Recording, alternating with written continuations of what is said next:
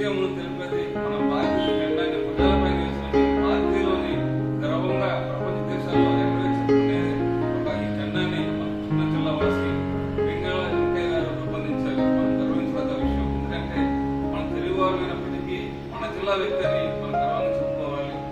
ఈ సందర్భంగా ఈ కార్యక్రమంలో ముందుగా వెంగళ వెంకయ్య గారి చిత్రపటానికి యోగా మాస్టర్, ఫిట్నెస్ అనుభవజ్ఞులైనటువంటి మిత్రులు శ్రీనివాస్ గారిని మేము వెంగళ వెంకయ్య గారి చిత్రపటం పూర్వం మనం సమర్పించిన నివాళులు అర్పించాలని కోరుకుంటున్నాము.